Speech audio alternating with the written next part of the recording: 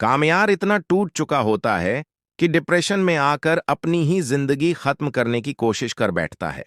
वो अंदर से पूरी तरह बिखर चुका होता है।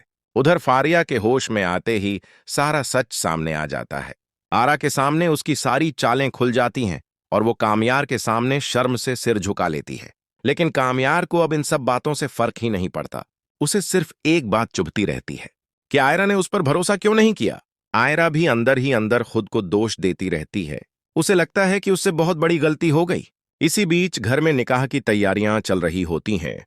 खबर और उसकी मां रिश्ता पक्का करके तारीख तक तय कर लेते हैं। घर में मुबारकबादें दी जा रही होती हैं। लेकिन जैसे ही आयरा को सच्चाई पता चलती है, वो गुस्से में आकर सबके सामने खबर को थप्पड़ मार देती है और अपने वालिद को सारी हकीकत बता देती है। इरफान साहब सच्चाई सुनकर तुरंत खबर और उसकी मां को घर से निकाल देते हैं। आयरा पूरी तरह टूट चुकी होती है। उधर कामयार को चैन नहीं मिल रहा होता।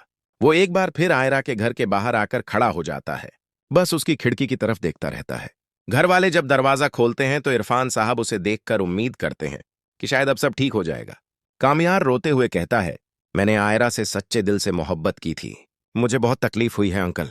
अब मैं खुद को संभाल ही नहीं पा रहा। आयरा अंदर से उसकी बातें सुनकर और ज्यादा टूट जाती है। लेकिन जब इरफान साहब उससे आगे की बात करते हैं तो कामयार साफ कह देता है, मुझे अब शादी नहीं करनी, मैं आगे कुछ नहीं कर सकता।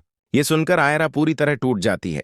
इसी डिप्रेशन में कामयार फिर से अपनी जान लेने की कोशिश करता है।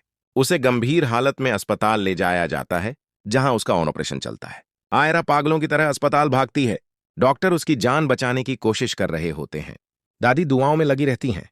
दादी आयरा से कहती हैं, तुम्हें कामयार पर भरोसा करना चाहिए था। वो बदल चुका था, तुमसे बहुत प्यार करता था। ऑपरेशन के बाद भी हालत नाजुक बनी रहती है।